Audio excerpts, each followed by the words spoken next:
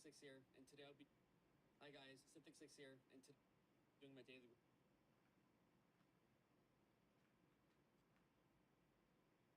Can I read? Hi guys, Six here, and today I'll be doing my daily. Oh my God, what is he doing?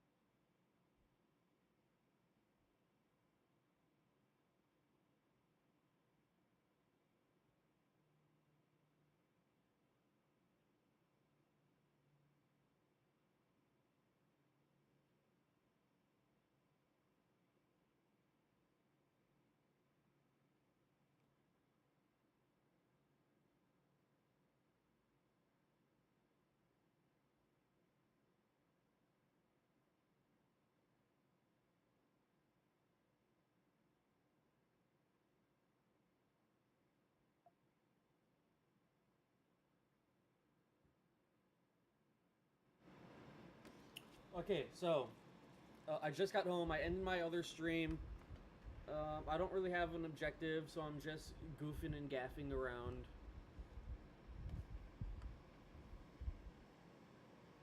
So I guess if you like me, if you like my personality, stick around. But this will be a pretty boring one.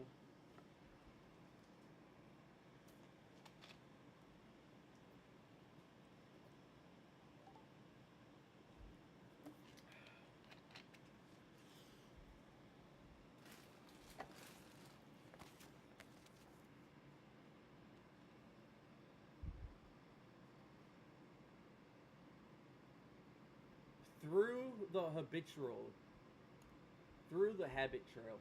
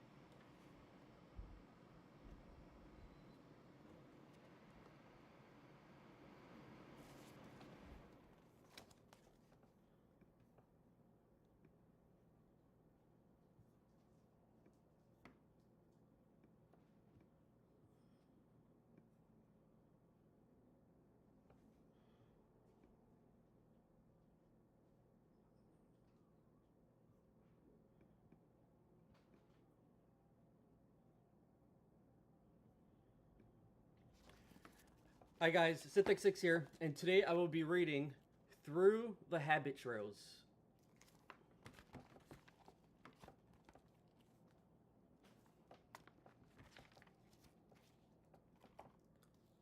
Through the Habit Trails, or Habituals. In the court of the Gerbil King. We live in an age where the term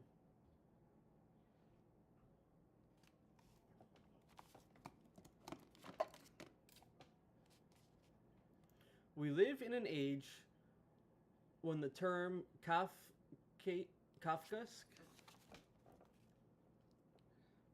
Kafsk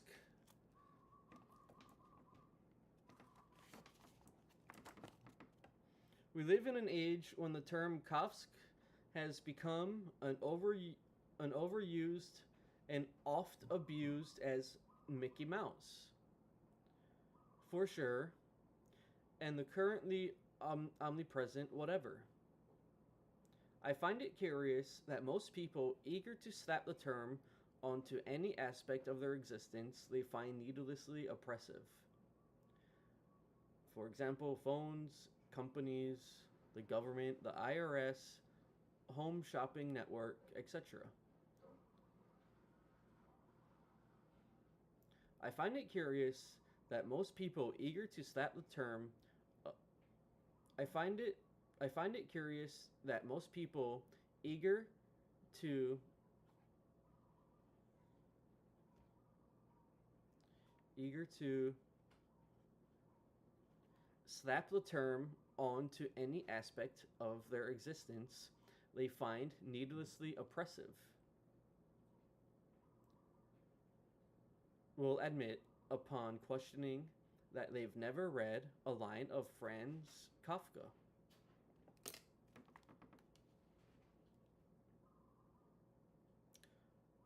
We live in an age when the term Kafkask Kafkask has become an overused and oft abused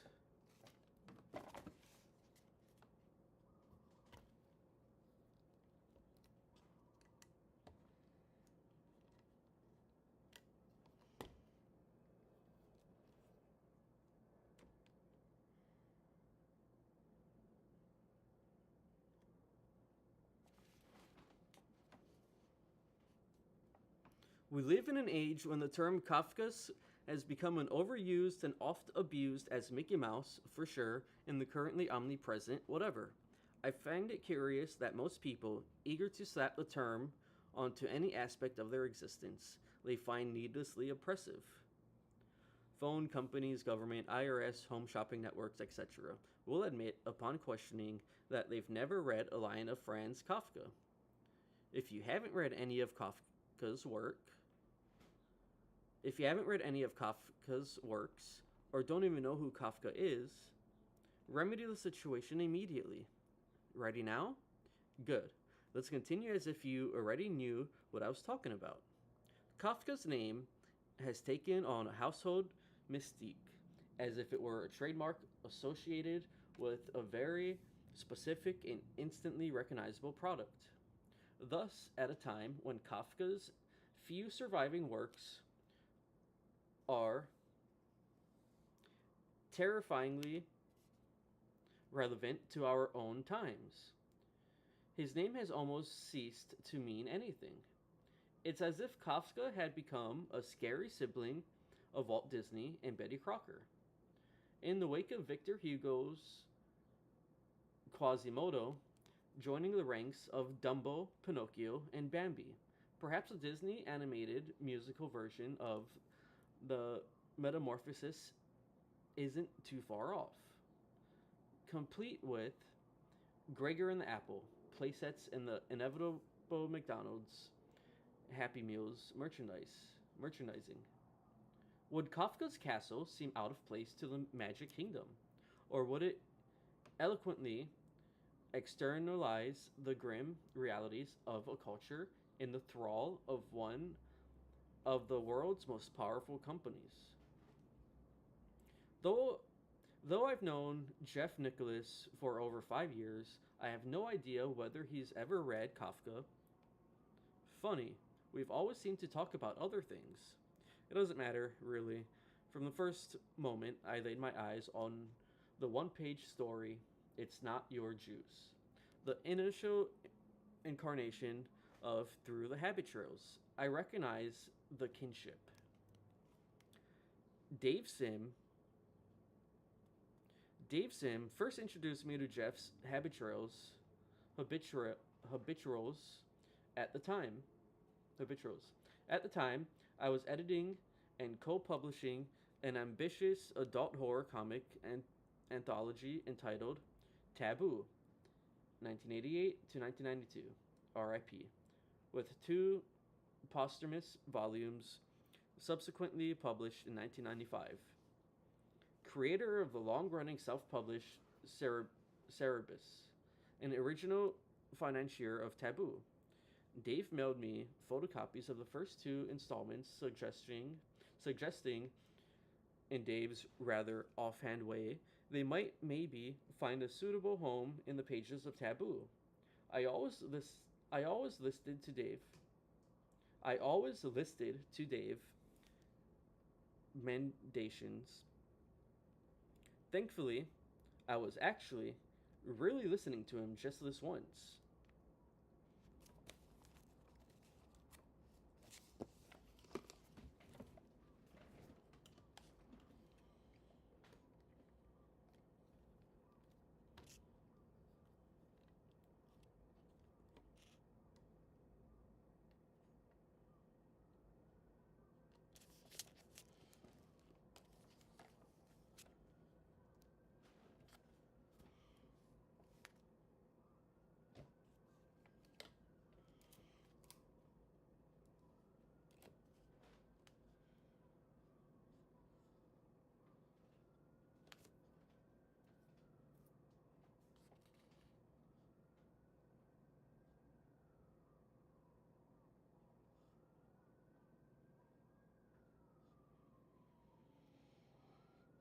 I was familiar. I was familiar. I was familiar with Jeff's work as a self-publisher of Ultraklutz, an offbeat, completely idiosyncratic sort of parody of the Japanese TV series Ultraman. Ultraklutz appeared to Ultraklutz appealed to the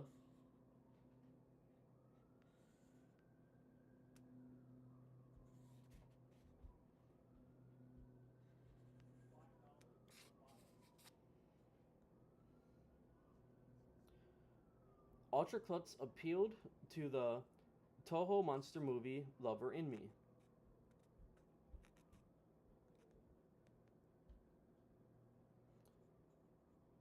And the submerged childhood memories of silly hero comics I read in the barber shop. Jeff's crisp, uncluttered cartooning was perfectly suited to Ultraklutz Tinker Toy universe.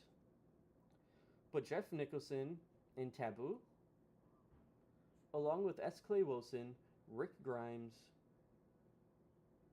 Charles Buns,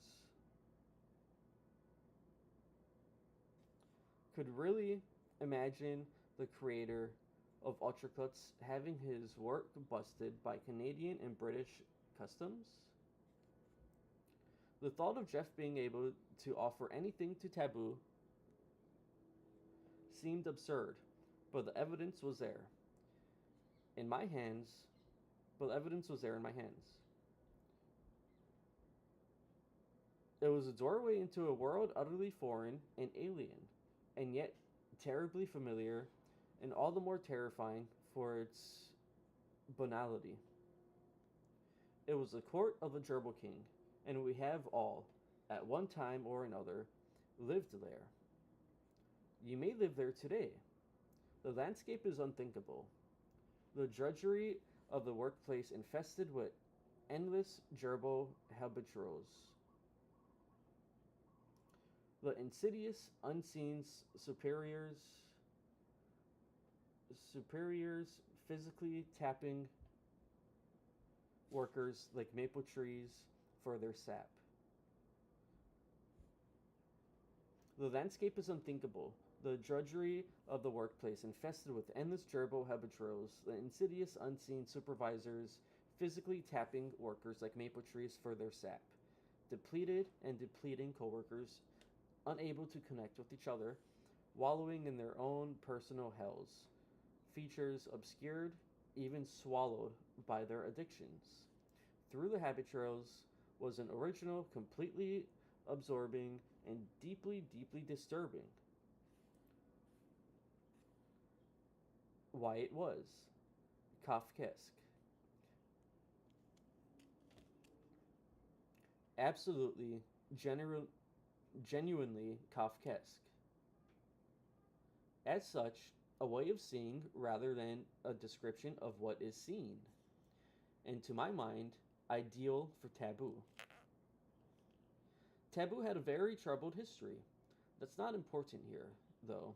All you need to know is that Jeff was one of the few creative individuals who used Taboo in the manner everyone who was part of that short lived bastard experiment in creator friendly publishing should have used it.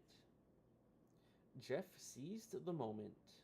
Indeed, Jeff was perhaps the only series creator published in Taboo who understood the rare opportunity the anthology provided. Once I accepted Through the Habituals' initial installment for publication, Jeff hit the gas pedal and did not slow down until he was, to his satisfaction, finished with the entire series. The pay was humble by industry standards, but it was for one-time only publishing rights. The work remained the exclusive property of the creators. As editor, I did not in any way interfere with the creator or creation. When Jeff completed a chapter, I saw it to the modest page rate was paid. And Jeff would already be hard at work on the next installment.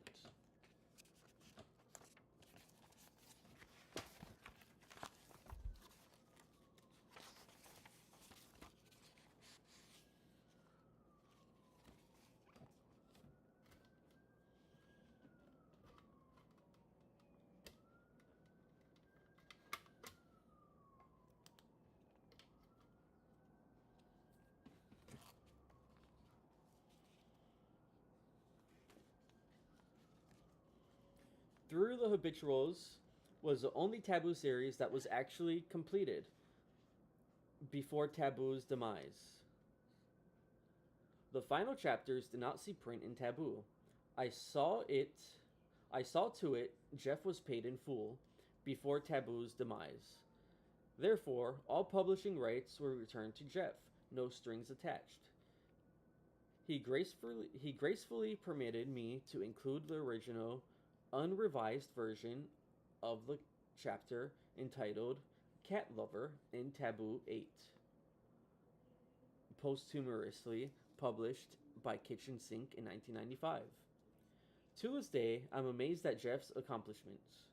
Not only is Through the Habituals one of the seminal graphic seminal graphic novels of the 1990s, but I still can't quite believe he finished it amid the shambles Taboo and its co-publisher Tundra had become.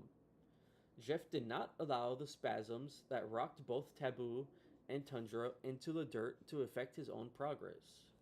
His focus and goal remained absolute, a skill I admire even more in hindsight. Before he died, Kafka attempted to dis- Before he died, Kafka attempted to destroy all that he had written. He instructed his friend Max Brod to burn everything, and that his already published work not be printed and handed down to to posterity. We can only imagine what what agonized Broad we could only imagine what agonies Broad went through to deliberately ignore Kafka's final request. Indeed, Some may revile Broad for his decision. It is only because Broad chose to rescue what precious little remained of Kafka's extraordinary body of work that we today recognize Kafka as one of the 20th century's most vital literary voices.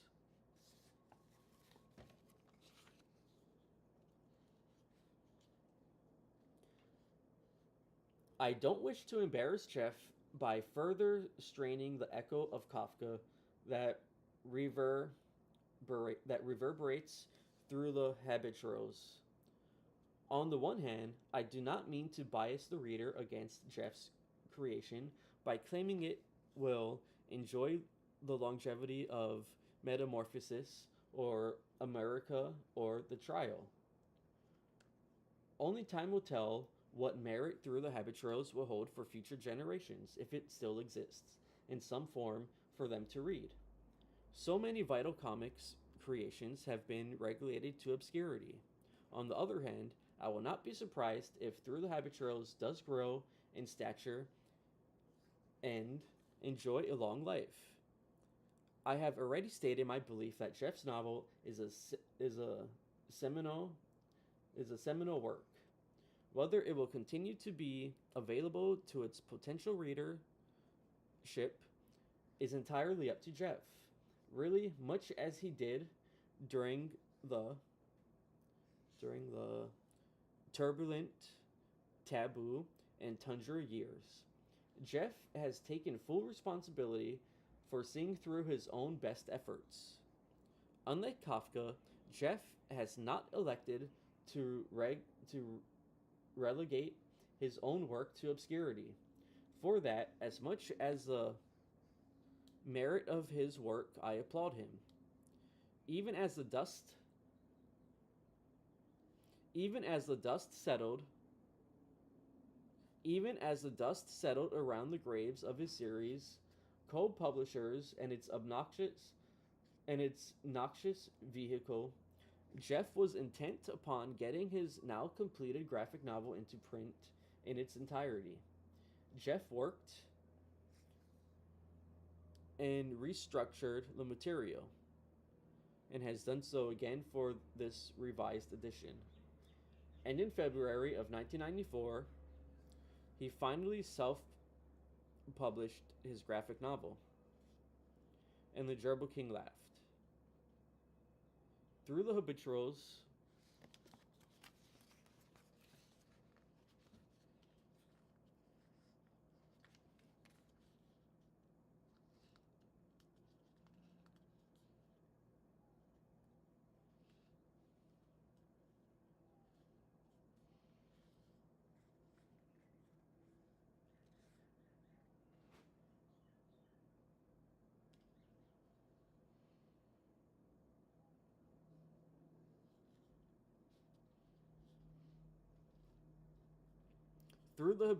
surfaced and sank with little fanfare, a mere ripple in the maelstrom of the comic industry, circa 1944. The direct sales the direct sales marketplace in which Jeff had self-published for over a decade was in a state of chaos and probable collapse. It was even less hospitable than Tundra or Taboo had been throughout his novel's creation. Here was yet further evidence of the peculiar validity of Jeff's not entirely invented habitual's world.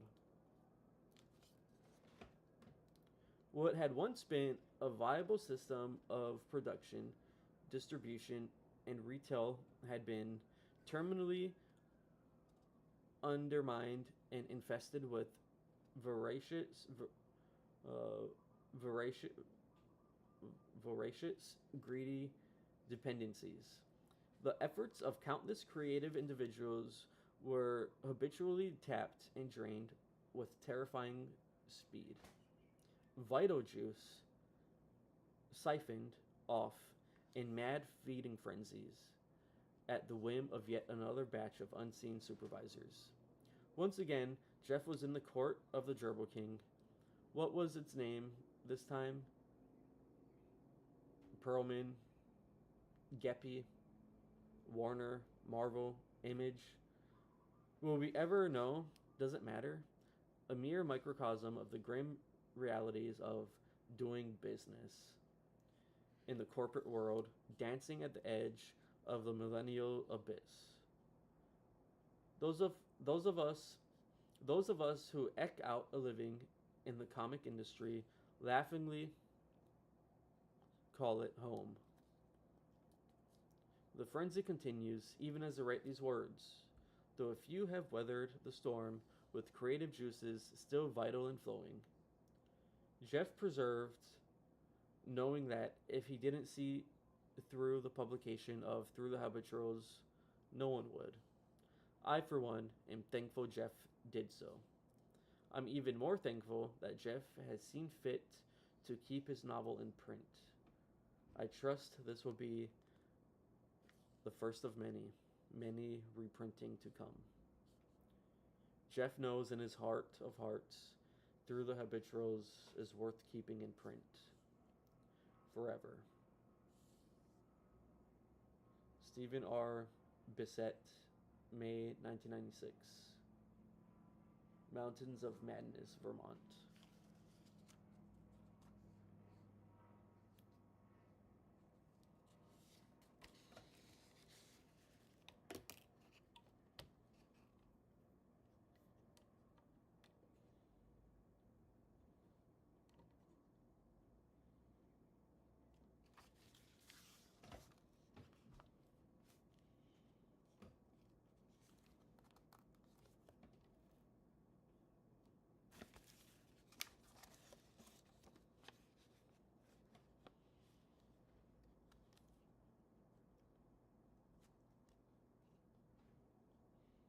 Increasing the gerbils. We live in a house to the right of our workplace. From second floor production.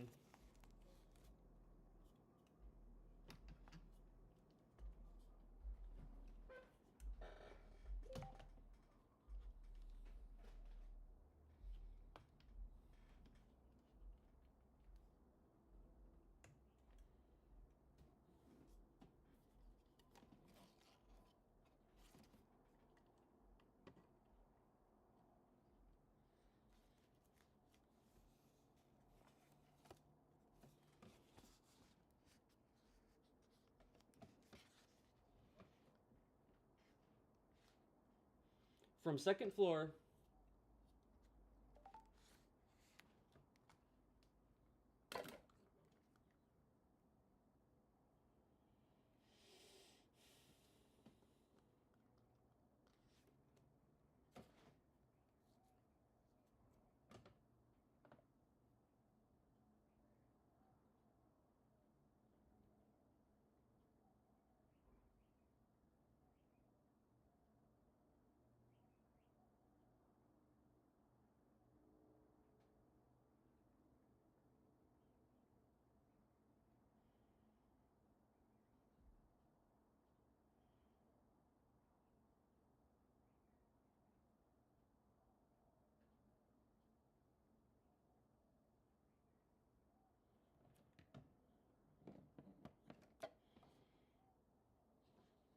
From second floor production, you could see a bit of a view through the side of the large energy saving window blocks. Some tree life could be seen directly from my desk. An earlier staff had lived there within the offices, but it was but it but it was felt such but it was felt such proximity to the work area was unhealthy. An earlier staff had lived there within the offices, but it was felt such proximity to the work area was unhealthy. Cleanliness Cleanliness and polish were never required of our surroundings so long as we completed our task with reasonable quality. Ours was a progressive corporation.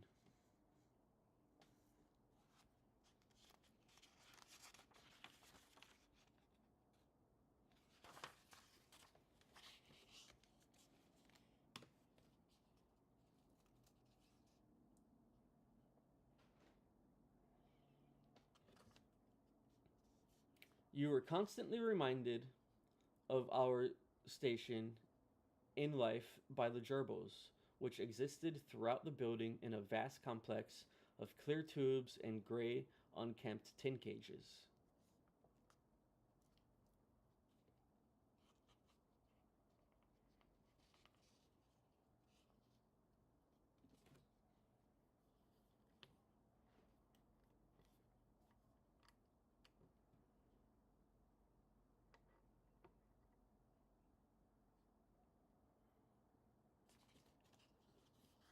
The gerbils, the gerbils were a living symbiosis between our employees and ourselves, while they reminded us of the futility of life outside the company.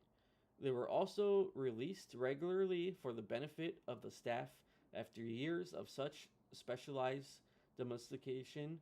They had become empaths of stress and despair.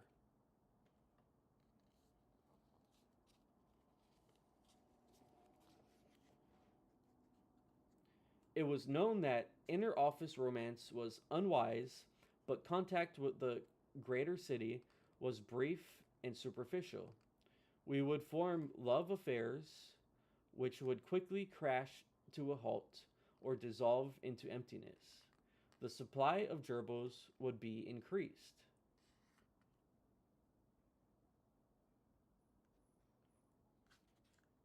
Drugs were allowed, but we were deterred from heavy addiction. We were encouraged to indulge in our drug of choice.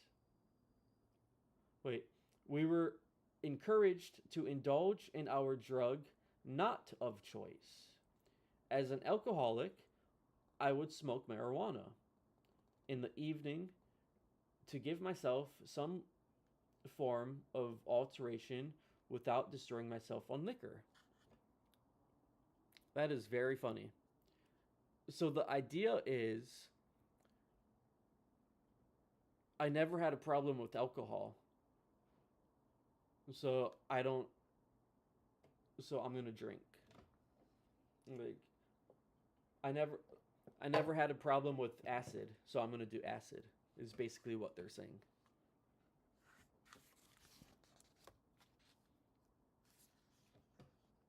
I didn't enjoy the high, which created a new form of stress, but the supply of gerbils could always be increased.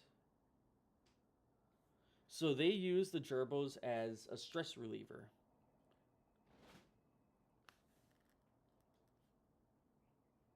I was allowed my drug in extreme situations. I was allowed my drug in extreme situations. When deadlines were sev- when deadlines were severe and the budget low, I would be administered one shot of gin per illustration produced as incentive. But the administrators but the administrator's time was best spent elsewhere. So a device was fashioned to deliver my dosage automatically, triggered by the passage of a gerbil through the tube.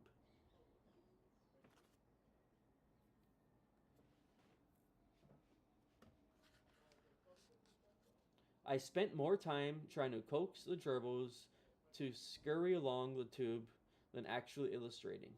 So this incentive plan was abandoned.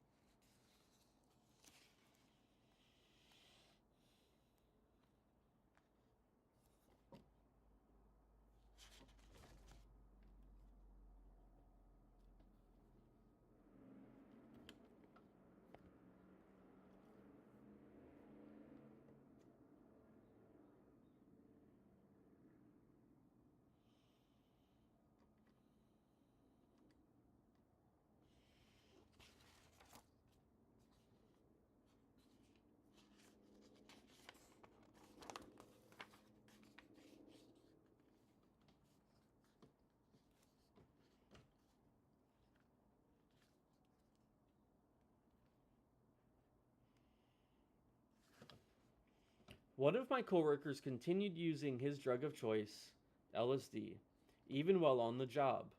He claimed after 3 days in a row, he no longer felt any effects and continued one dose per day for several weeks, apparently unaltered.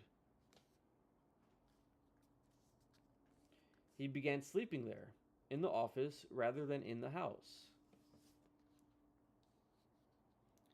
I cannot ensure the house myself. I cannot endure the house myself one night after discovering a love quadrangle.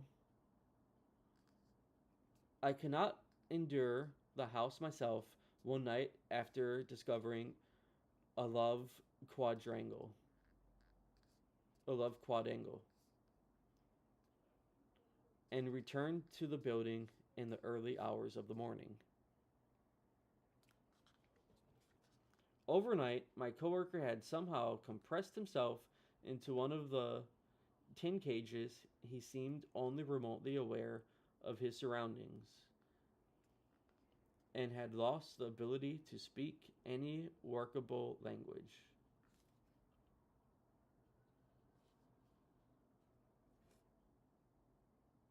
He was retained by the company as a surrogate gerbil and lived far beyond the expected 3 weeks.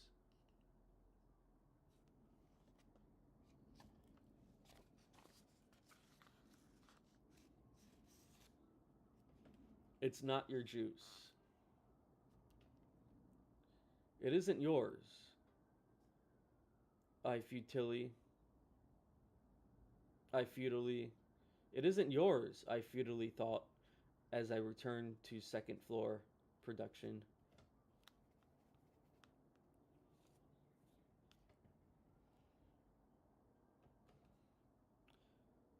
You you can't have it. Yet I kept up the stairs. At lunch, I got mail that gave me juice. I just wanted to take it home, use it sparingly on something wonderful. The salespeople began tapping me right away. Their taps are small, but the juice runs through them quicker than the larger ones. I can never see who it is or who does my temple.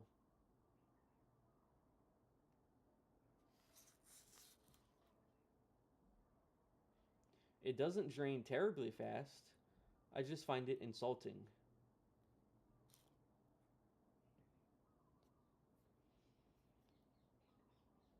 At night, I drink a different juice to seal the punctures.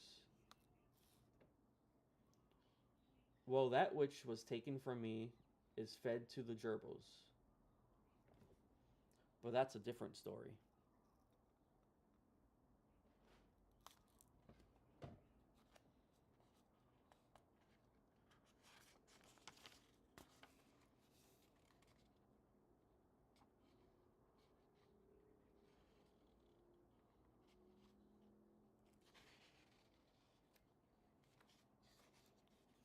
Jarhead.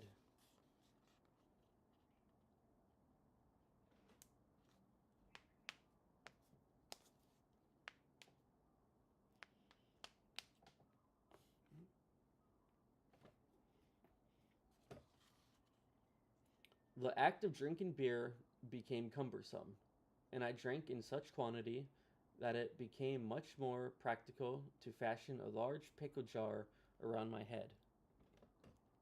At first, I would fill it to just below my nose to drink and breathe in harmony. In second floor production, this behavior was viewed with only mild amusement.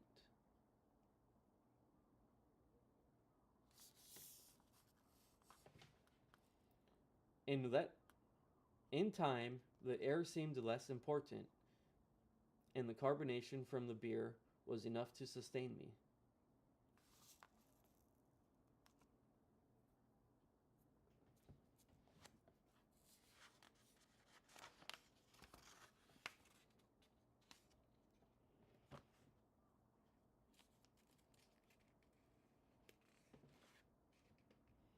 Evenings at home saw more work, my own self imposed industries, Virgil. Evenings at home saw more work, my own self imposed industrious vigil. The work was mine to enjoy, but the handicap of having been tapped by the day. The company's won the company won 2/3 of my life and drained the juices from my driven flesh for its own needless product. The jar was kept full. I could easily work on my projects in this state of increasing drunkenness by doing tasks of decreasing complexity as the night progressed.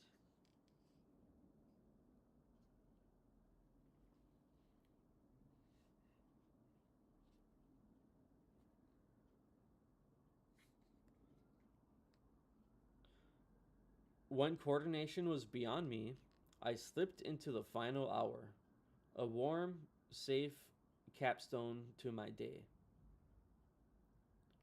Recreation, sustain, recreation, sustenance, oblivion.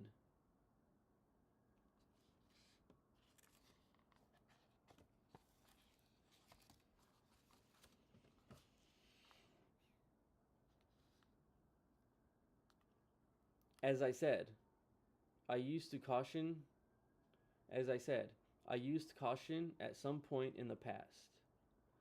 When first hiring, when first hiring on with the corporation, I think.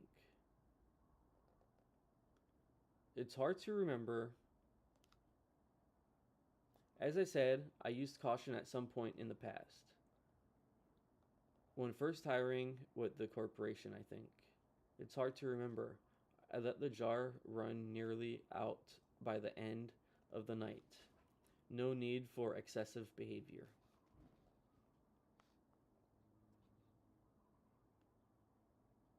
In the morning, the level had evaporated down. In the morning, the level had evaporated down. The smell of the remaining warm, flat beer and the requirement to use my lungs again was an ugly shock to my system.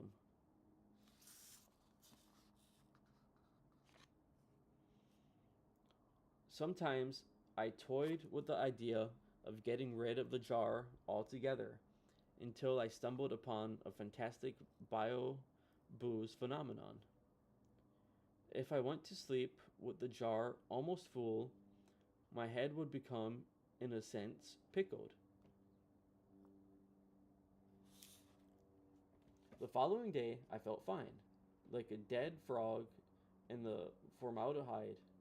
My head could just float in the fluid, requiring no intake of air or beer. The world was dull and blurry, but I could easily work for this. But I could easily work for the company and its limited standards for creativity in this state.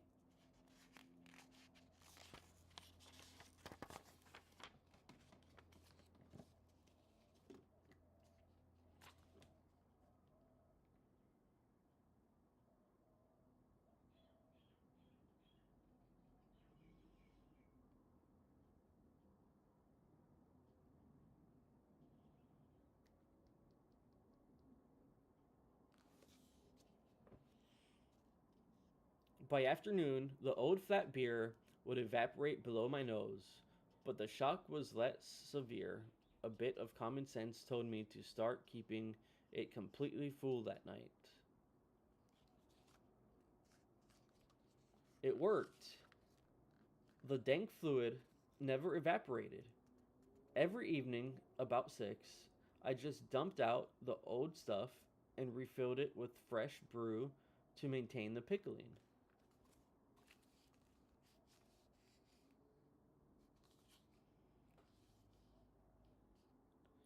I only I only voiced resistance during this brief transition, but my then I only voiced res- I only voiced resistance during this brief transition, but by then my body was completely divorced from my logical mind.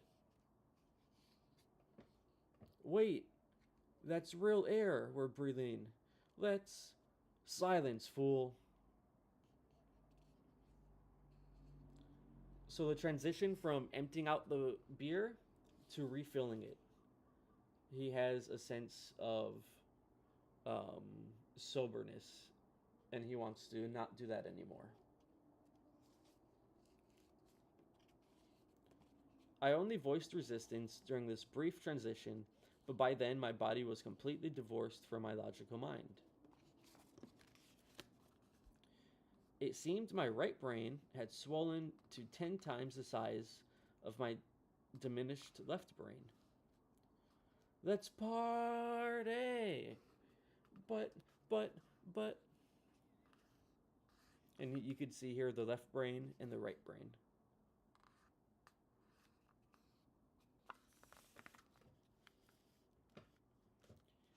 And the beauty of the process presented itself to me.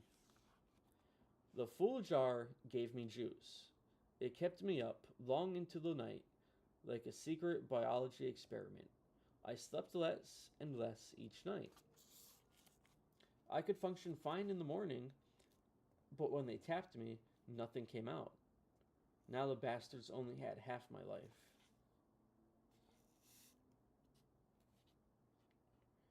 I had the strong time. I had the strong time. The fresh start. A full shift to use my juice on my work. I had completely turned the tables on them. My life was mine to command.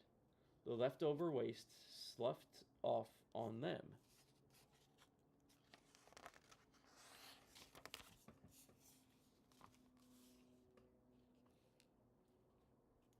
Everything seemed so idealistic, so safe in this warm bond. Everything seemed so idealistic, so safe in this warm pond. Until the bad thing happened. The bad boy things. Until the bad things happened. The bad body things.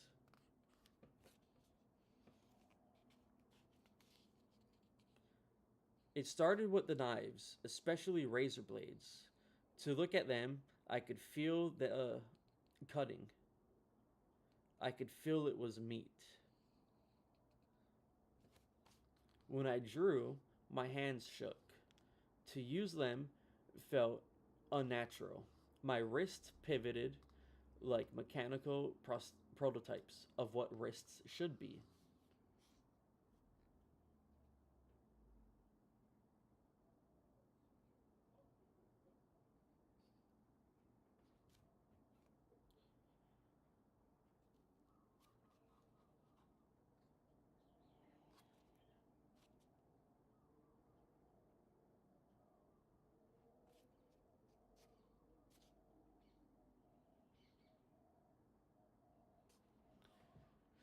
Hey, what's up?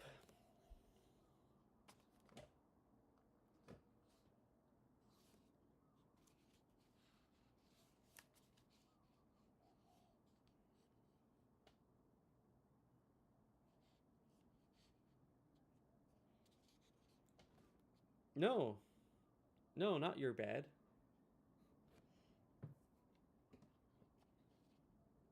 Did you clean your room? Are you finished cleaning your room?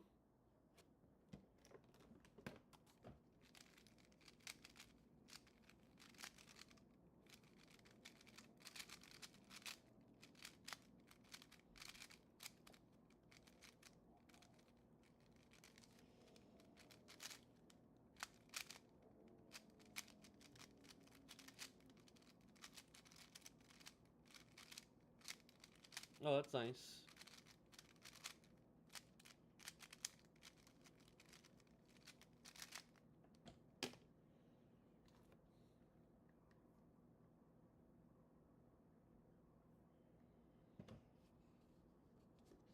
I have to clean my room too.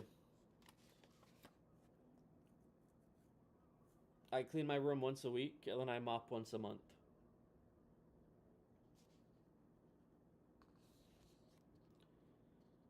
I wondered if they were asking to be cut. My body was a dry husk. I imagined a maroon red powder would have come out had I gone through with it.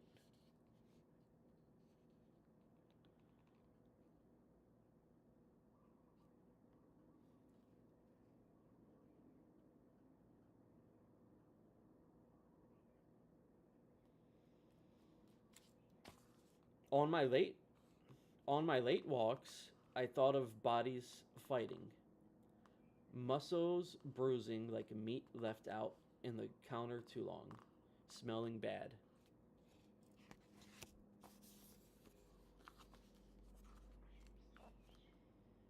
Before the jar exercise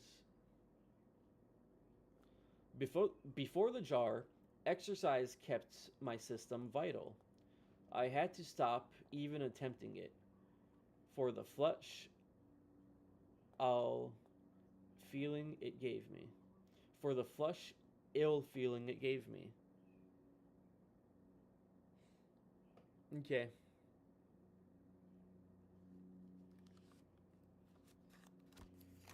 Thanks for stopping by and saying hi.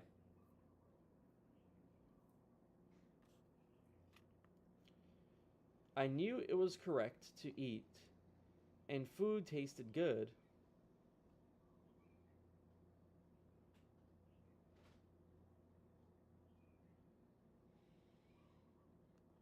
I knew it was correct to eat, and food tasted good, but from the throat down, it felt like a hard, rusty infestation.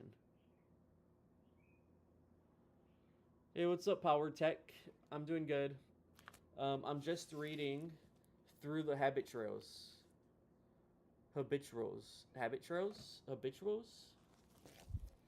Thanks for stopping by.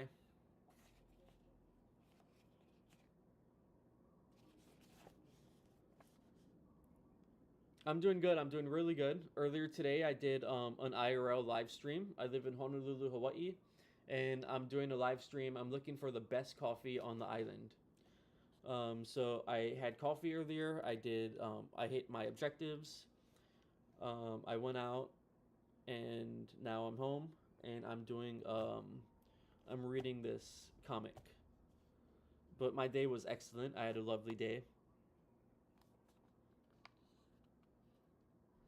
I hope you have a good day. My main platform is YouTube. As you can see here, I have 25,917 subscribers on YouTube. My goal for this month is 30,000. If you guys are watching on Twitch or Kick, please consider subscribing to my YouTube. I post daily content there. I also live stream on Kick, Twitch, and YouTube daily, and I upload daily content on YouTube. I knew it was correct to eat, and food tasted good, but from the throat down, it felt like a hard, rusty infestation. I can't allow the thought of infestation. Far worse than knives are the parasites. I hate the thought. My body became a honeycomb mass which served my purpose, which served my purposes, but seemed both unfamiliar and frightening.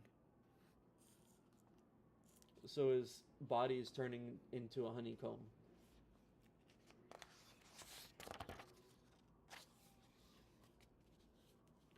I used darker ales and malts. It became difficult to distinguish reality from the odd reflections that darted through this dark sepia liquid. I became completely disoriented, pacing with emotional hallucinations. The light cast through the glass and black beer in just such a way that an image appeared on the inside directly in front of my face. It was vague, So here it looks like outer space.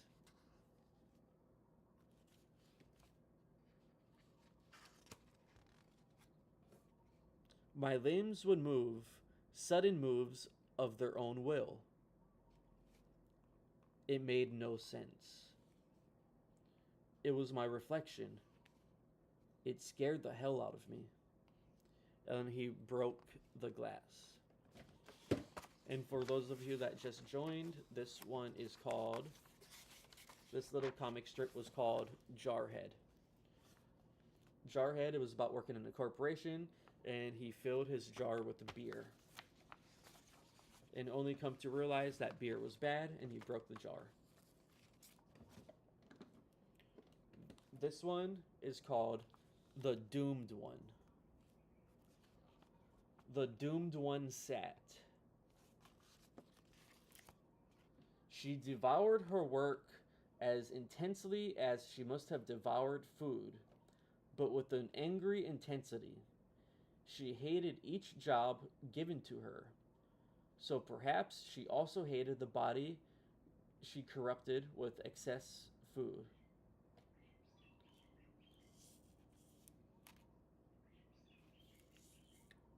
We all knew our work was depressing, but for survival reasons, a resistance was built up to it.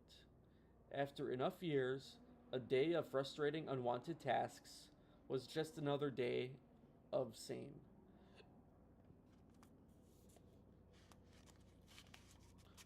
So she's the antagonist of the story, and she is the doomed one.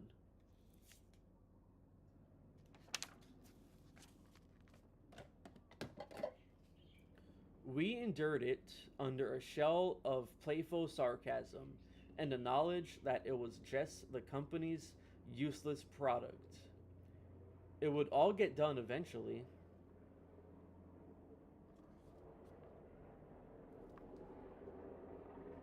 The doomed one, however,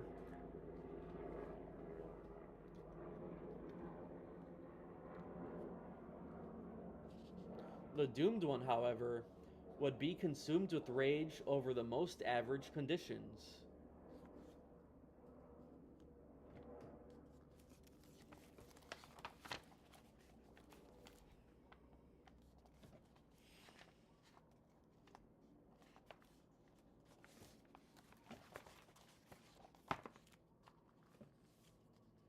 Sales reps unfortunately Sales rep unfortunate enough to bring her jobs would be treated like naughty children or complete incompetence.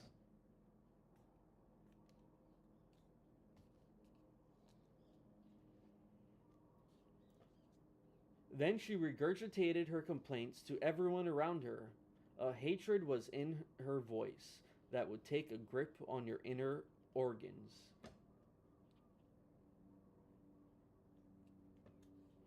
I couldn't make sense of it. Why was I fated to sit next to the doomed one? I came in early to work in peace, but ultimately she would arrive and unravel the remainder of my sanity.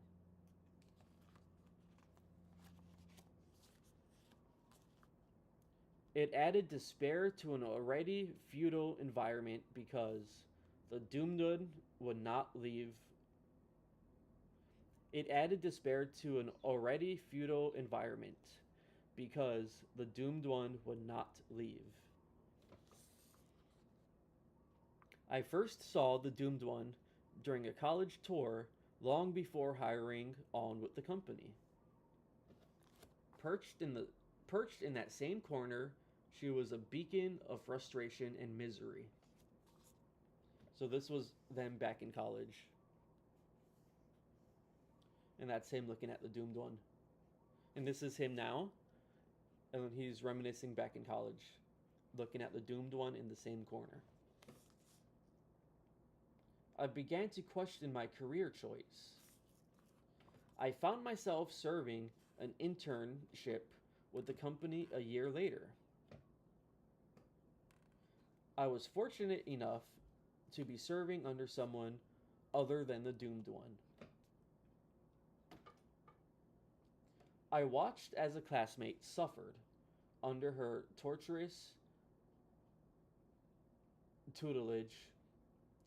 I watched as a classmate suffered under her torturous tutelage. As early as 8 in the morning, she began worrying about where to go for lunch.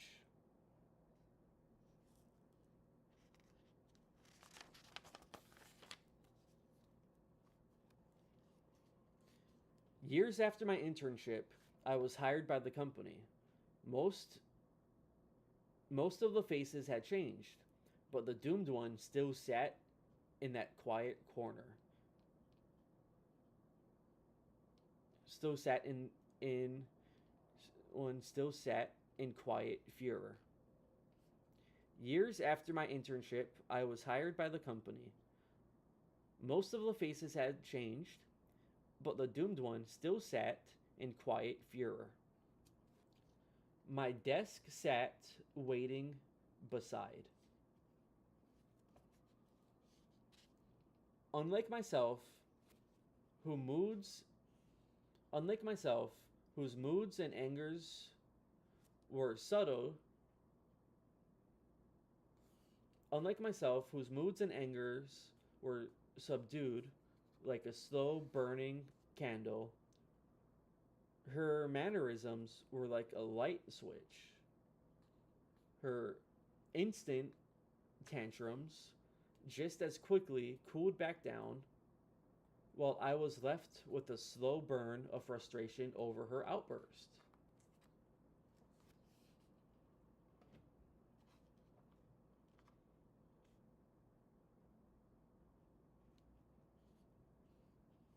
I couldn't decide if her moment of joy were more unnerving than her hatred. She spoke with a twisted pride over her importance to the company. She was eager to display her useless knowledge, to offer opinions, to blunder through conversations uninvited. I just wanted to escape. Workers workers never workers newer and younger than the doomed one had long since been promoted to the fun house, a department where work was slightly less demanding.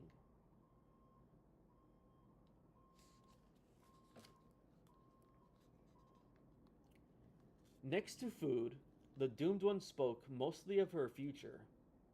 In the inner city, she would soon hire on with the big corporation. She needed only time in her hectic lifestyle to finish her portfolio.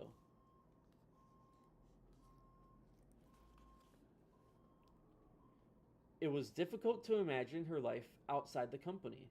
She had a gaunt, lifeless boyfriend, drove a vehicle filled with fast food waste, and maintained large dogs. Eventually, another position in the funhouse opened up due to an emotional setback by one of the designers. So, this is from the previous story where one of the workers became a gerbil. And I read that. That was the first story that I read. So, because he turned into a gerbil, there was an opening in the funhouse.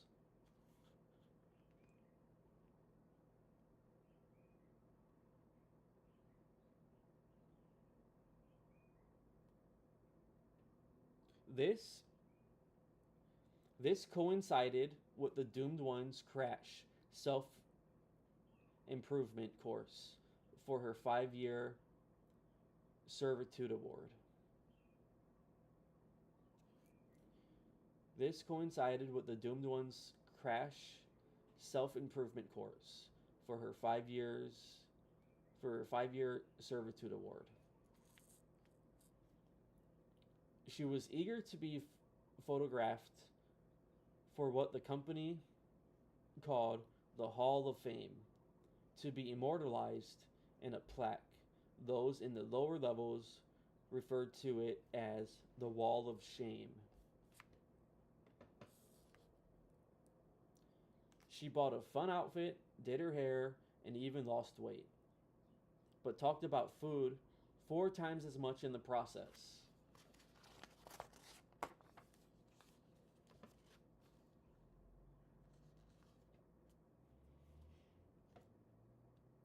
At office parties, she talked about her opinions, possibilities in the inner city could completely overshadow the new fun house position. It was time to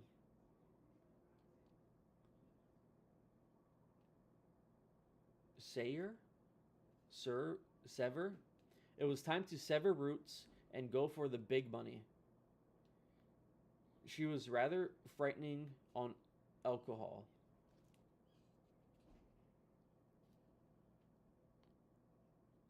The funhouse position was given to the youngest, most recently employed member of the staff.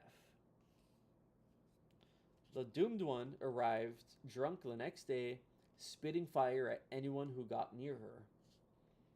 I hate this so much. There is such thing as seniority. She was there way longer than this new staff. The company should have hired her. I mean, promoted her instead of promoting the new staff. That is just horrible business practice. I hate that. She was there longer. She should have got the job over her.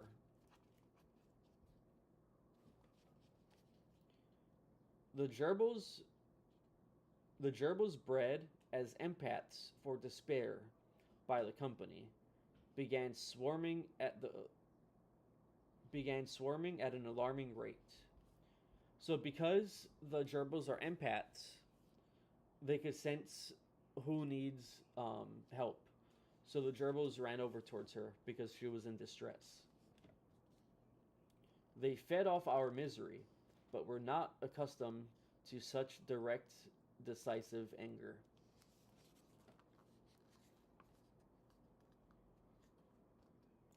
Some swarmed towards her, some ran away. So much scurrying fur brought the tension to maximum. She destroyed she destroyed all she could get her hands on, and after vandalizing part of the habitual system was sent home.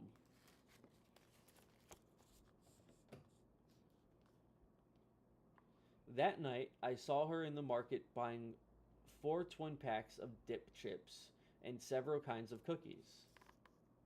Then came my exit from the company. That's a different story.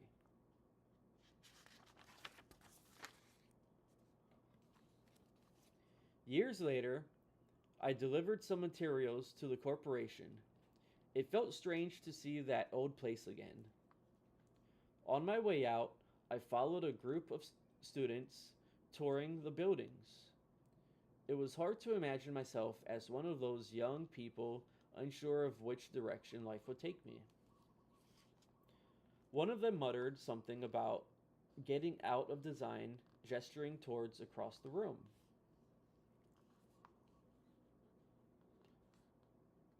There, the doomed one sat. So here we could see that she made 10 years with the company, when just a few pages ago, she just hit her 5-year mark. So we could see that even after 10 years, she still didn't get her promotion. Poor thing.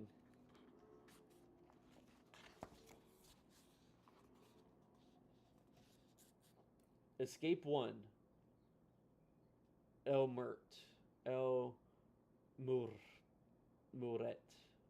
Murerte. Murert. El Murt. My job, my home, my friends, my coworkers, all the rooms in all the buildings in the city. It would all become a blur, and I had to escape. I knew every move I would make, each job I would complete, everything I would create, when and how I would do what I loved and hated, and I had to escape.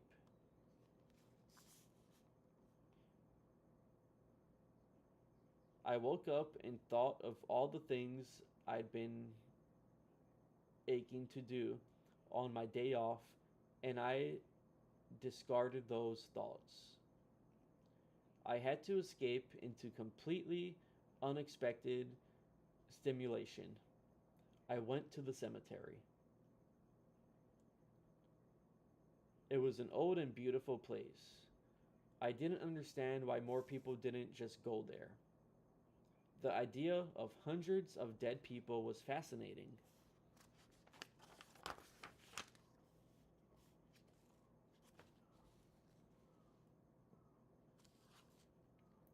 It seemed odd that trees and grass were a benefit for the dead. Couldn't we give them the buildings to pile up in while we lived out here? I couldn't imagine these dead people were really all that sad to be dead. I brought my camera. During my escape, I couldn't do the things I normally did, so I picked photography, a totally foreign medium. I loved the way the light came in through the trees and tombstones. So basically, what he's saying here is, why do the dead benefit from the trees and the grass when the people who are alive, should be benefiting from the trees and grass, and we should throw the dead people in buildings?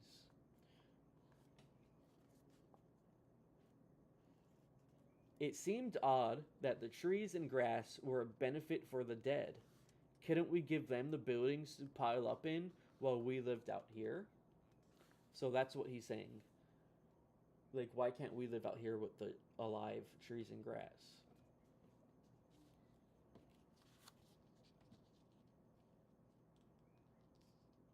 The eeriness of the stacked cement mausoleum casket hidden in the back.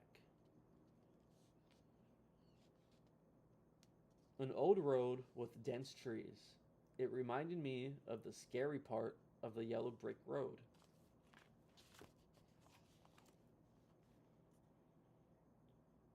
I drove up to the foothill where I drove up to the foothills where I knew an old rest stop had been dismantled by the state a few years ago.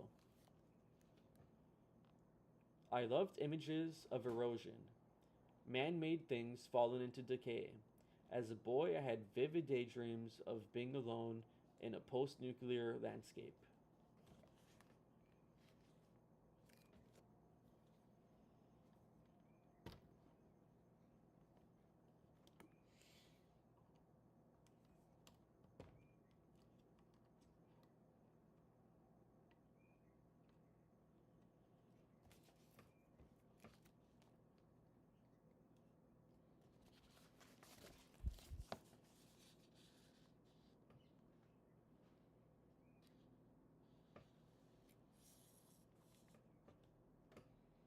There were more great images there. Roads cracked with weeds taking over, partial fences that fenced to nothing, and the best, a solitary highway reflector standing in a field of dead grass.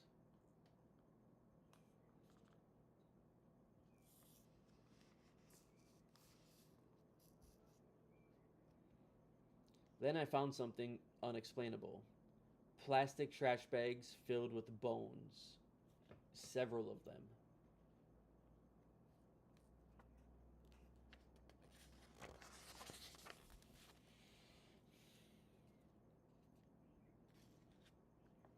They must have had meat in them originally, but the hot pavement, they burst open.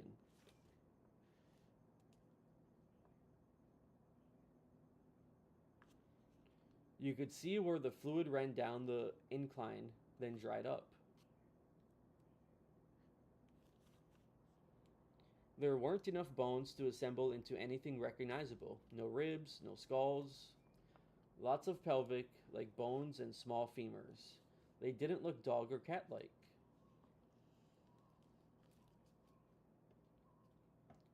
I thought of the missing children, milk cartons, and took some pictures. I just started to wonder if the kids were happier here in bone form.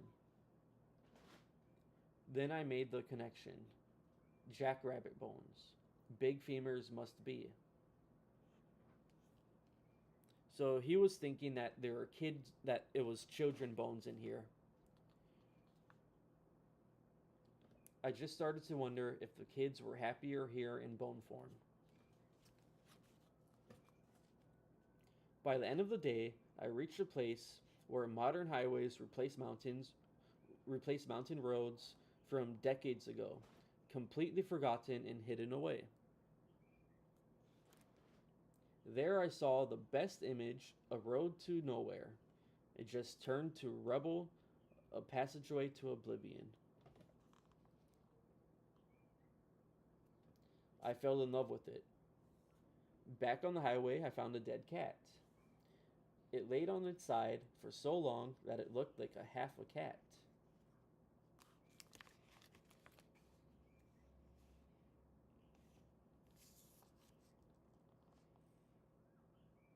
I got an exciting idea. Using hidden sticks as props, I took several photos of the dead cat jumping in and out of the bushes. Its face looked haunted. The setting sun's light looked just like the morning rays at the cemetery.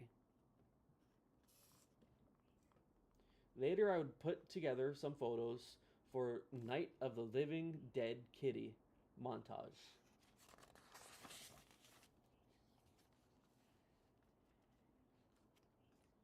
When I had the film developed, I found out the camera I borrowed was loaded with slide film instead of print film. Late into the night, after much drinking, I thought of a way to preserve my escape in the form of a surreal slideshow.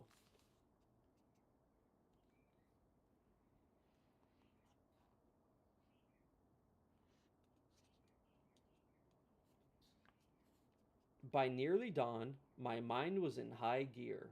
The flow of alcohol gave me a sweet creative edge.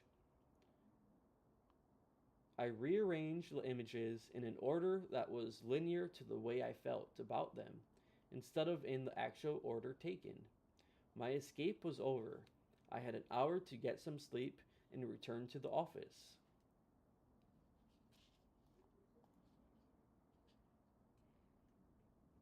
It was amazing how fast I could recuperate at work. Keeping the jar filler at night, Keeping the jar fuller at night was working.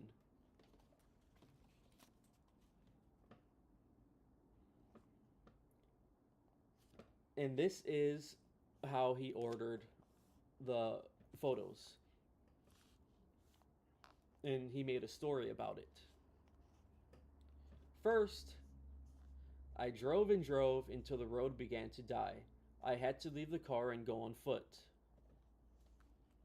People have stumbled this way accidentally, but few came on purpose like I did. Those who did, those who did try, laid on the roadside. Their bodies failed them at that point. I saw the last piece of civilization. I felt like I was really going to make it this time. I could see it ahead, an ancient and beautiful place, so peaceful. I was nearly there, then the light was obscured. Something unresolved was nagging at me. Something hissing and horrible was there, heading me off through the bushes. A cat! A mean, ugly, shrieking, dead cat! I'm so much bigger, but it scared me anyways. I hate cats. Why was it ruining everything? It drove me down a dark passage to the side. It mocked me and ran off. I hate cats that run away. I felt tricked and powerless. It was too late. I could see signs of civilization again. A road grew out of the bush. It led to my car. I had to go back. I'll have to get rid of some baggage before trying again.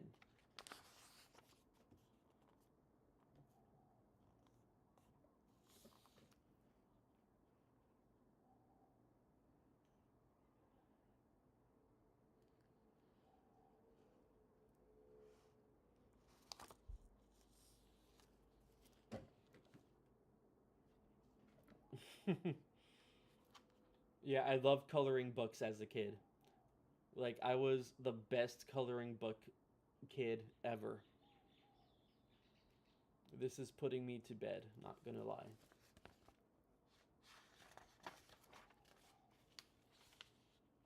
Well, thank you for staying and listening when he could be doing anything else, so I appreciate it.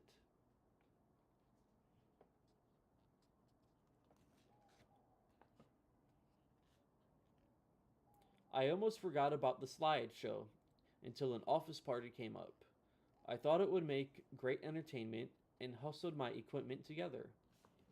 I displayed my show, brimming with, enthusiasm. Many left before its completion, many more after the ending with no comment given.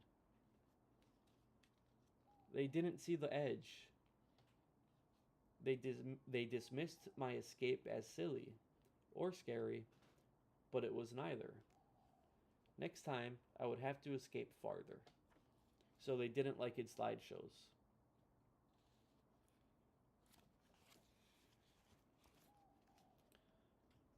Frutal love.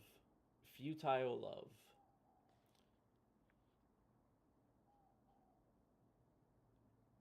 Futile love. Boy, is that a sickening thing to hear. Imagine you love someone. You love them so much, but any you can't do anything. It's futile. No matter what you do, no matter what you try, no matter how you talk to them, no matter what you do, there will never be anything between you two. Wow, that is heavy. Imagine imagine dying knowing you love this person so much, but no matter what you do, no matter what you try, they will never love you back.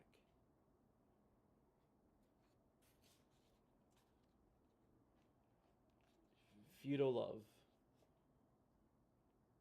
She would be so she would be so lovely if not for the oversized pink jacket and the long straight hair.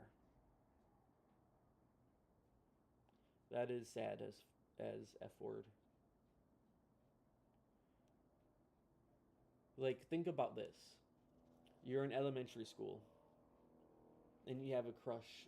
You have a really big crush on this person. I don't know if you're a boy or girl, like listening to the story, like if you're watching this in the future. If you're a boy or girl, if you have a crush on the person you like, you're in elementary school and you have a crush on them. You go to middle school, they don't even notice you. They start noticing you in high school. You ask them out, but it doesn't go to plan. They don't love you. And then you see them happy with another man or another woman, and then you die alone.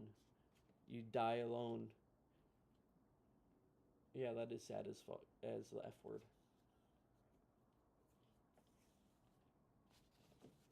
Okay, anyways, she would be so lovely if not for the pink. She would be so lovely if not for the oversized pink jacket and the long straight hair.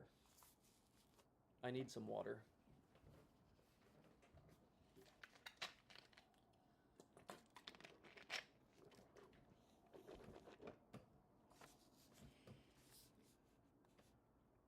But then, I don't try to change people. That's a big mistake in love. But I mean, but I mean, but I don't mean to say that I love her. I'm just intrigued by the fact that she hasn't displayed any neurosis or insecurities yet, like all the others.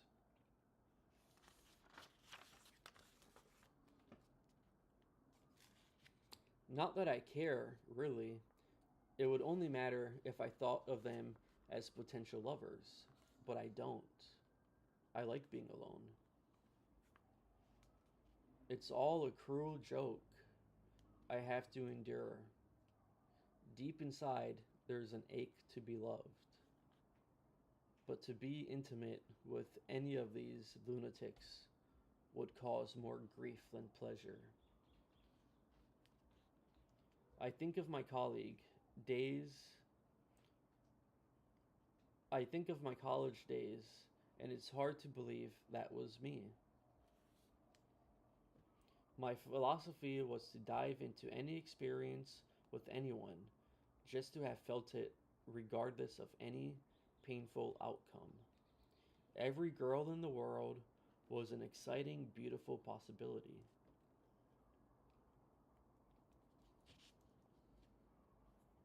That was before my experience with the one I call cat lover.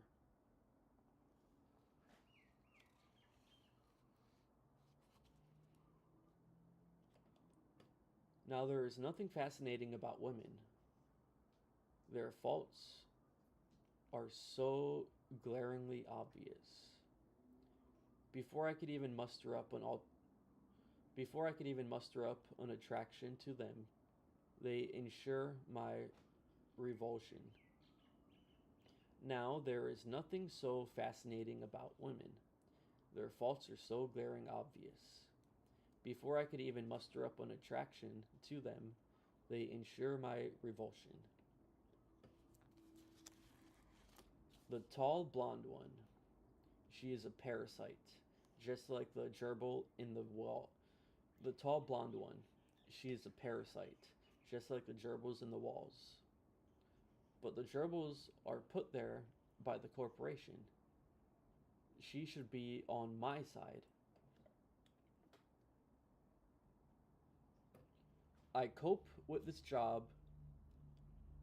I cope with this job with rebellious humor. A bitter class clown with the DTs.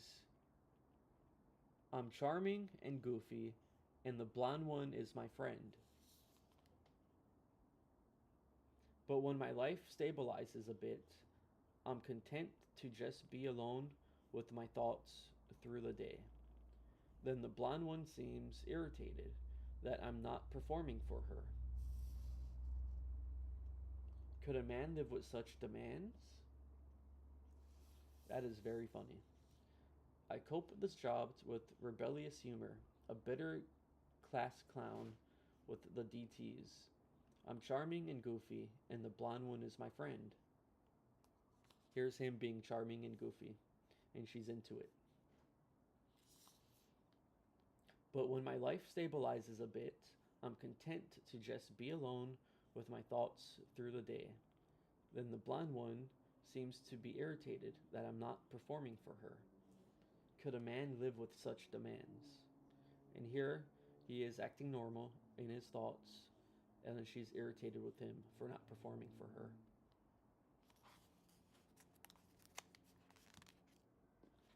And this little comic strip is called Futile Love.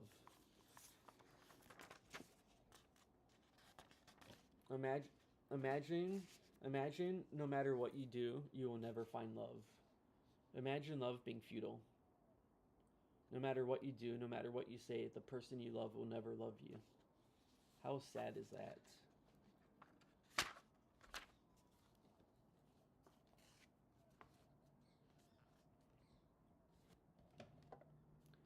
The short, curly-haired brunette, forever trapped in a high school world. To be eternally cute is her calling in life. To arouse me or to astound the staff? She says to me, out of the blue, we need to get away for a weekend. Just run off and have some fun.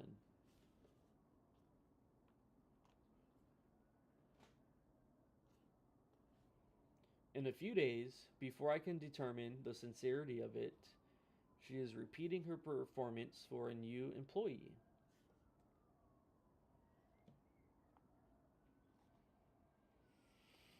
So he was about to take her serious. Like he was about to take her up on the offer. Yeah, yeah, let's go out somewhere. Let's go out for a drive, whatever. Let's go out for the weekend.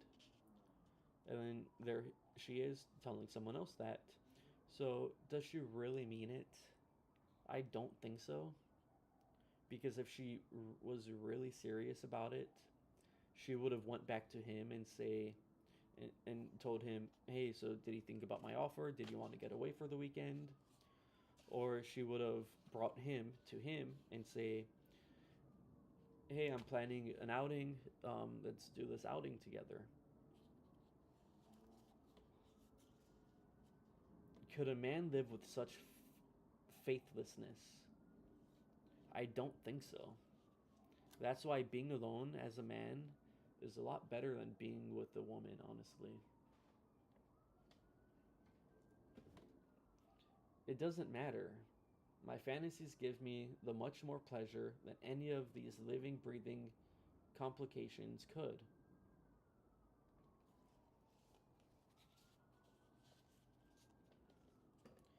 Yet, there's that typesetter. She would be so lovely if not for the enormous glasses and weak chin.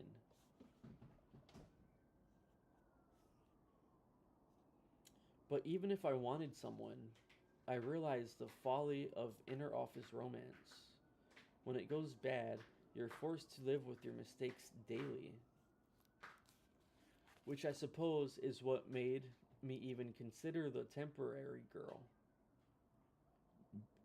She came up from a different branch to assist on a big project. She was attractive, and I still felt a small rush of that college optimism. She was working with the manager on something.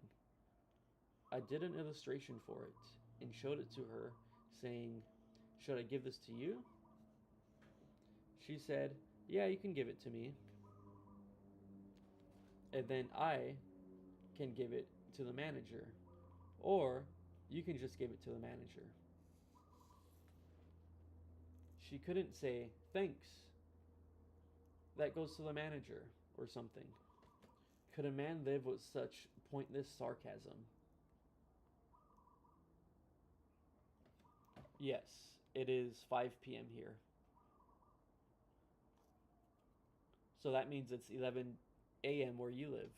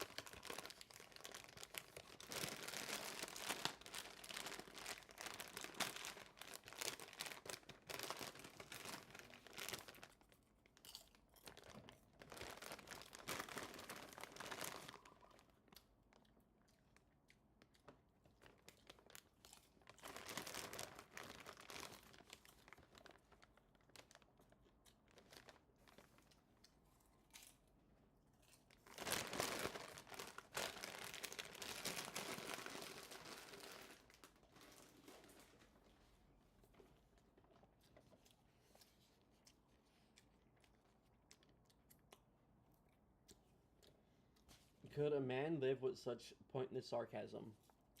I don't think so.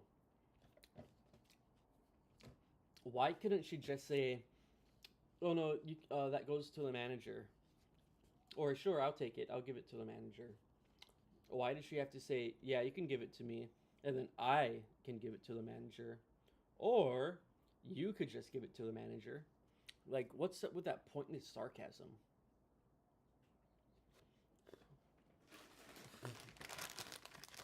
No, you don't have to get any popcorn. You could have some of this. Here, open up. Here, take it. I'm waiting. Here, you could have it.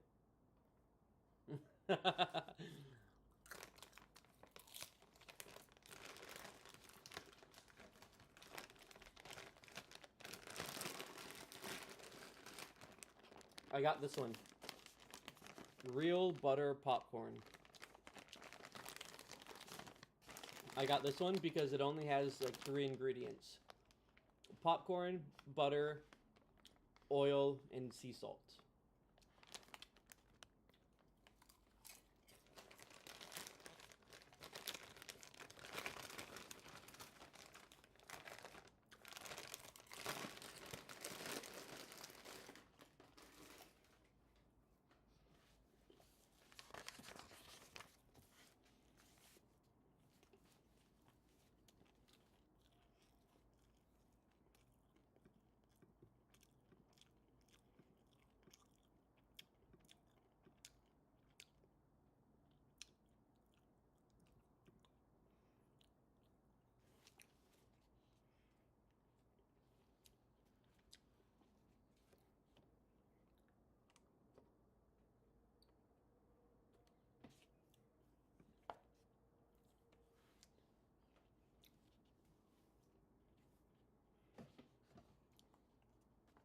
I like the healthy ones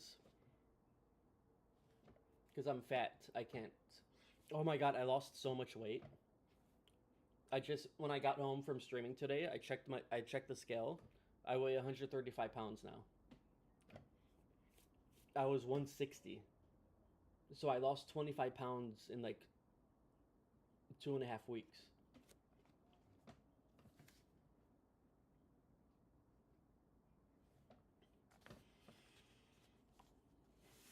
Yeah. Ever since I started doing like walking streams. Oh, and I had this. I do these too.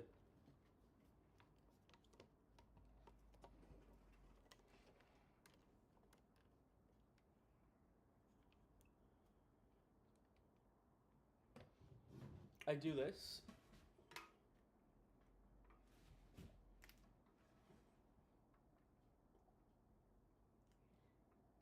To get rid of my man boobs.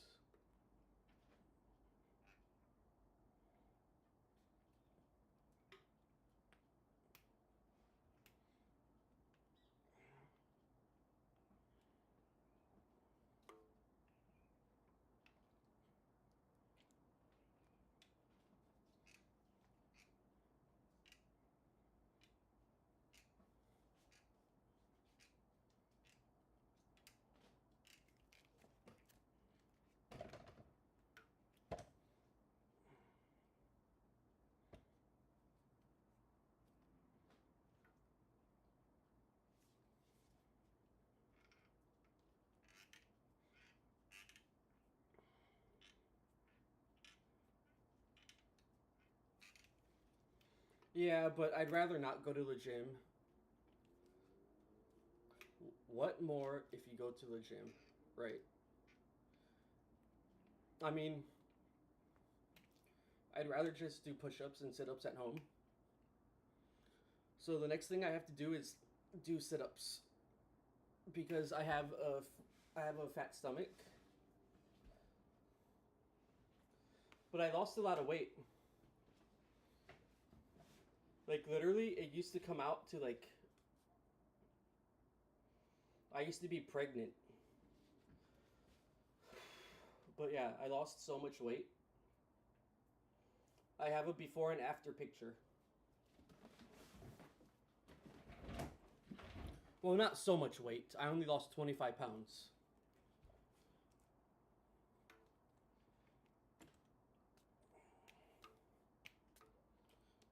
I'm gonna do 50 more.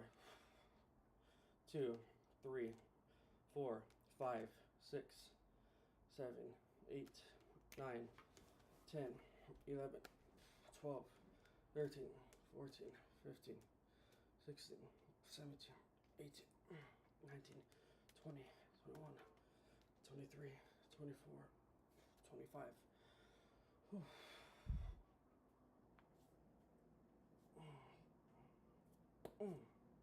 Oh, did you hear that? That was my shoulder cracking. Oh. Ah, fuck.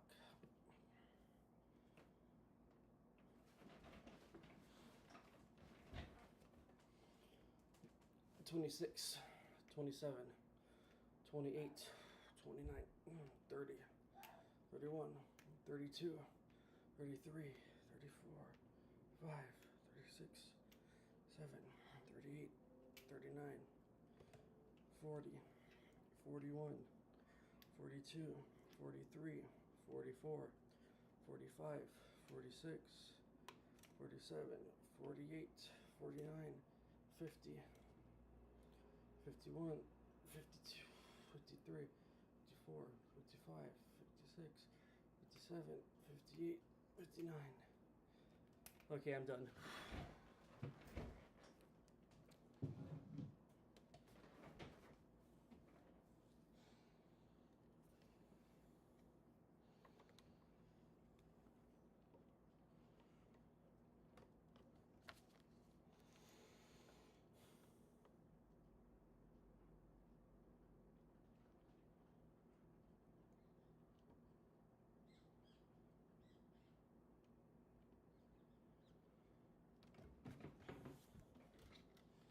You don't hate who? You said I don't hate them. You don't hate what?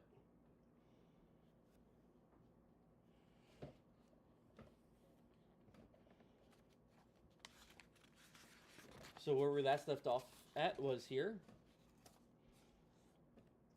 She said, yeah, you could give it to me. And then I can just give it to the manager. Or you could just give it to the manager. She couldn't say thanks, that goes to the manager or something. Right? Why is she being sarcastic? What's up with women? Why are women like that? You don't hate them. Oh goodness. You're so embarrassing.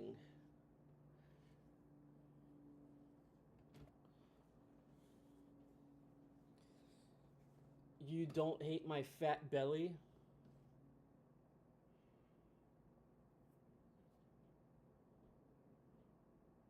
I hate it.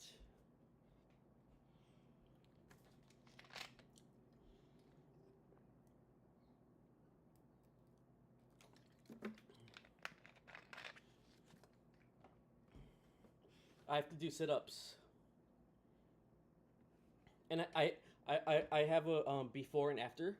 No, not after. I have a before picture, and I took this picture maybe like 2 months ago, 3 months ago, and oh my god, it is horrible. So once I get abs, and once I'm like 175 pounds, 180 pounds, then I will make a before and after video.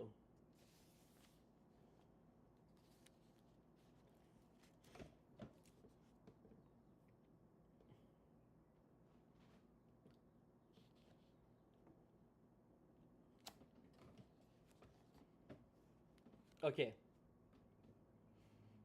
But thank you. That's nice. That's really nice of you to say. I'd rather you say that than you hate it. So, you are very kind. Really. And I really do appreciate your kindness. There needs to be more kindness in the world. Like, really, we have enough hate. Like, can we normalize telling people I love you in public? Like, everyone is so used to saying, I hate you, F this, F that. I hate this, you're that. Just say, take care, I love you. Be safe out there. You know what I mean?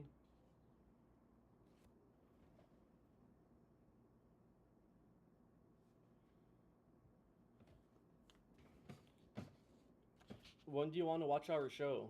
Because I'm waiting for you to watch it.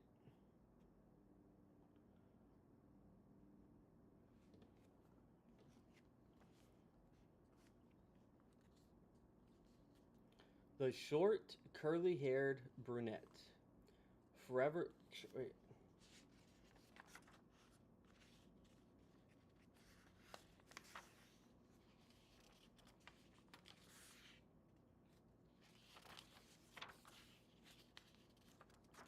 Love. Cat. Okay, here.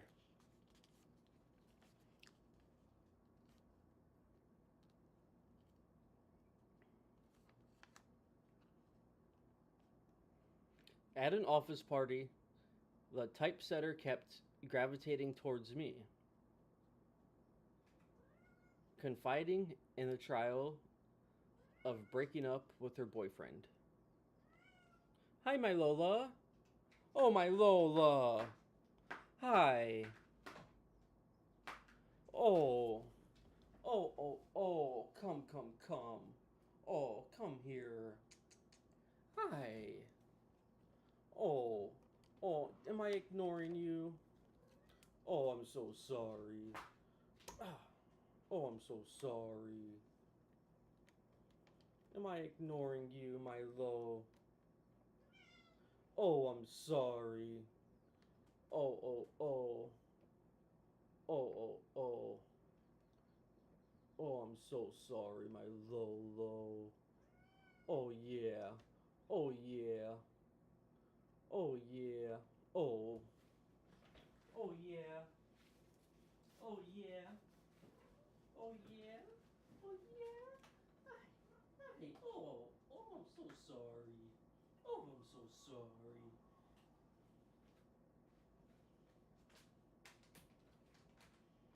Oh, I'm so sorry. Oh, I'm so sorry.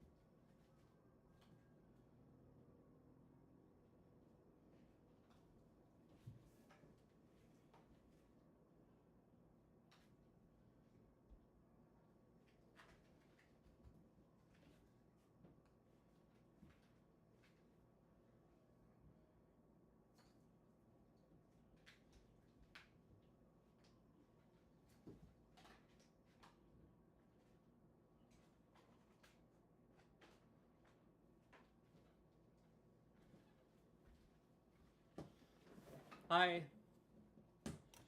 How are you? Welcome. Thank you so much for stopping by the stream. I was just reading. This comic strip. It's called Through the Habituals, or Through the Habituals. And then now I'm taking a break.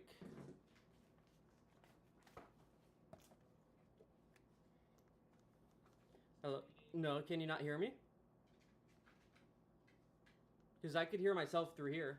Comic strip. It's called Through the Habituals, or Through the Habituals. Yeah. Habituals.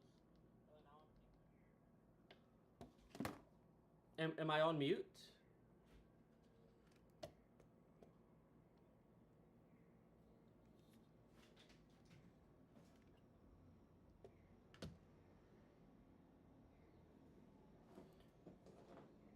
Well, anyways, hello, Andrew. My day was really good. I had a productive day. I'm almost done with editing my new video. I'm posting it to YouTube. It's gonna be a long form content. It's gonna be a long form video. It's it is. It's gonna be a movie review. Have you ever heard of the movie Suzy Q? I'm doing a movie review on um, the movie Suzy Q.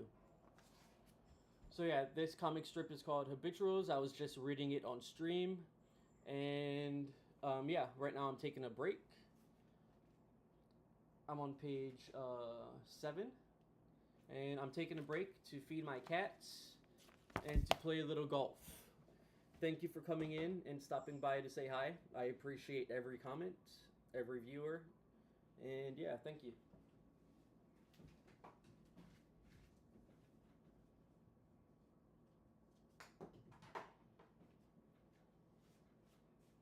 Hi, my Lola. Come. Hi. Oh, you're so pretty. Oh, oh, look at you. Oh, look at you. Was I ignoring you? Oh, I'm sorry. Was I ignoring you? Oh, my Lo. Oh, my Lo. You're so pretty. How could I ignore a pretty kitty like you? How could I ignore such a pretty kitty like you?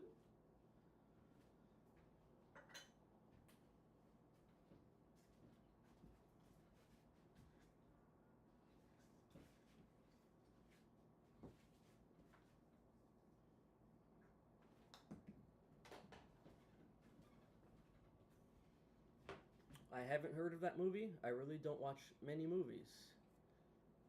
The movie came out in 1994. It is about um, two young lovers who end up dying in a car crash. One comes back as a ghost, and she can't move on until she helps her family because she died on her way to prom, and her parents and everyone was still at home when she died. So she comes back as a ghost, and she ends up helping her family, and then she's able to pass on. The movie is called Suzy Q. It came out in 1994 or 1996, and I had a huge crush on the main actress when I was a kid. I was born in 1994, and I seen the movie when I was like what 4, like 2, 3, 4, 5. So I had a huge crush on her when I was growing up, and she is known as the Pink Ranger. She also plays a Pink Ranger, and she's also one of the main casts in this movie called Suzy Q. It was an old Disney movie. Yeah, it's a Disney movie, and they don't make movies like this anymore. At least Disney doesn't, because they're all about cash. They're greedy little freaking grubby cash grabbing company. They don't care about movies anymore.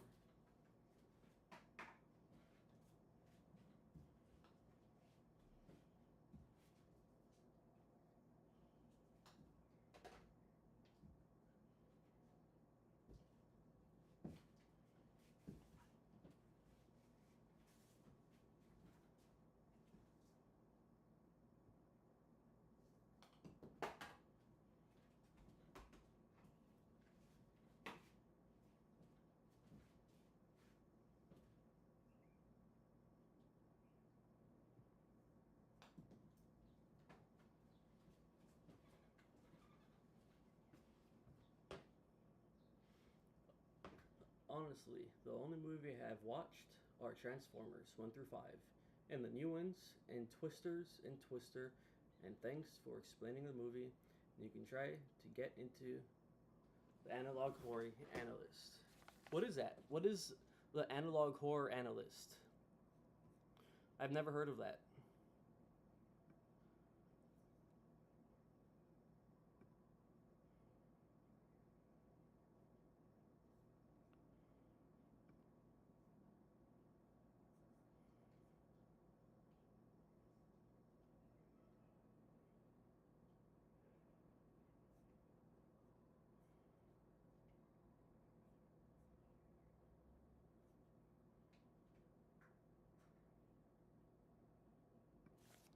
Hi, my Lola. Oh, you're so pretty. Oh, you're so pretty. Oh, I love you. I love you, my Lola. You're so pretty, my Lola. Oh, you're so pretty.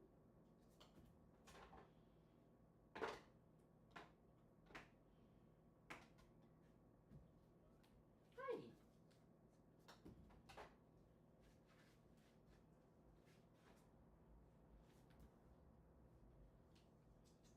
You ready? You ready? Here it comes.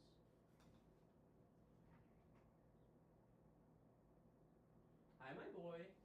Hi, my boy. Oh, you're so handsome. Hi, my handsome boy. Oh, my handsome kingaloo.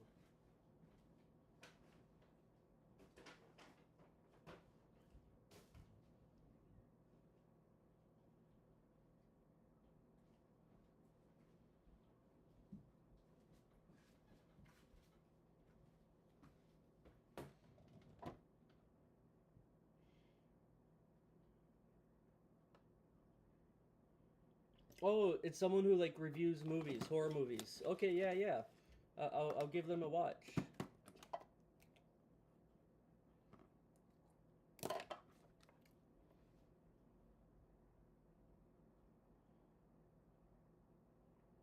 Thanks for the recommendation.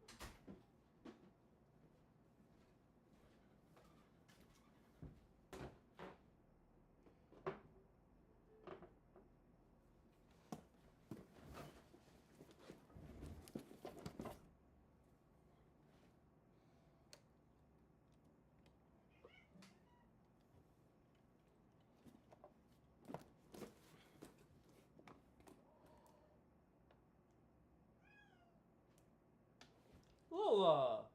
Hi! Are you okay? What's the matter?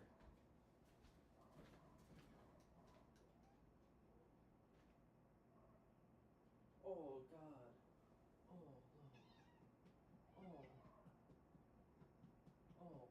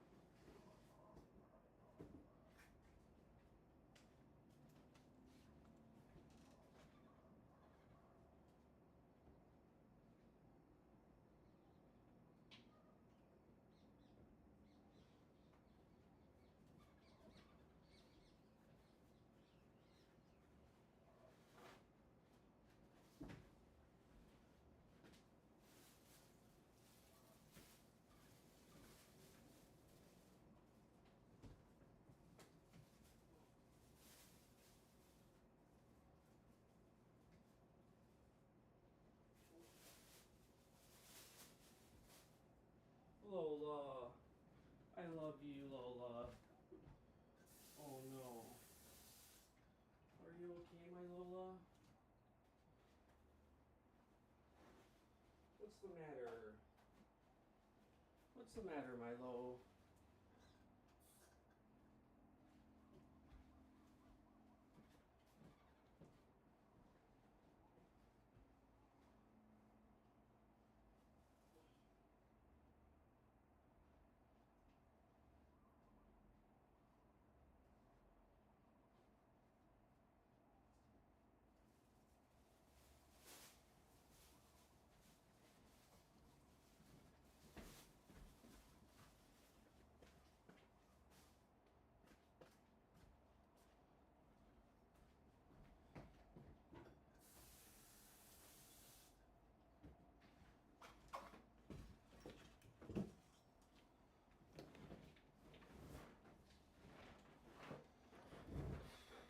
Okay, I'm back. I'm back, y'all. I'm back like a bad habit.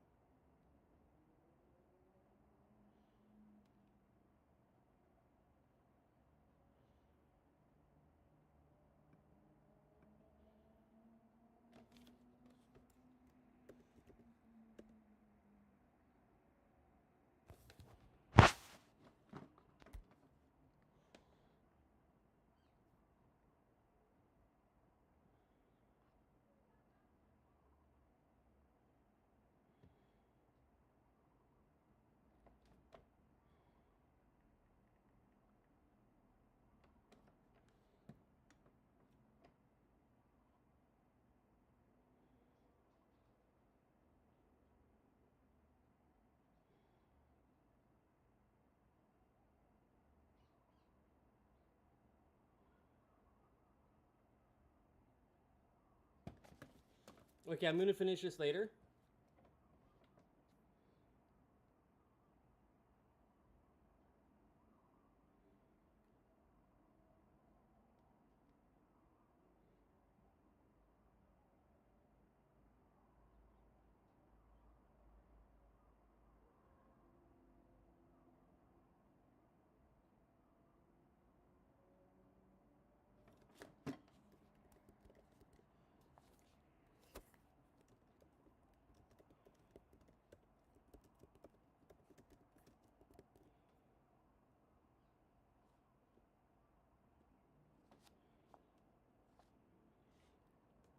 Hey, you guys, if you're watching on YouTube, um,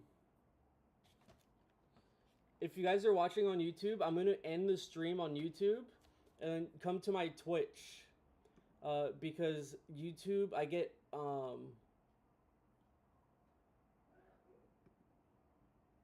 copyright striked on YouTube because I'm about to watch Stranger Things. It's free. You don't have to follow. Just go on Twitch. You don't have to have an account. You can literally just watch me without having an account. So stop by my Twitch. It is SithX6.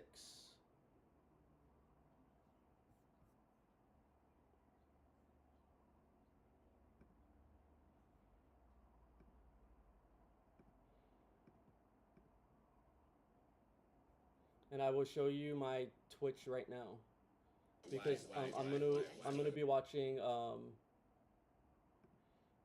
I'm gonna be watching Stranger Things, and YouTube does not allow Stranger Things.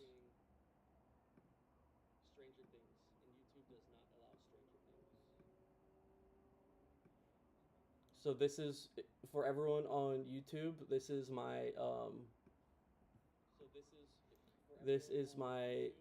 Twitch. Where is it?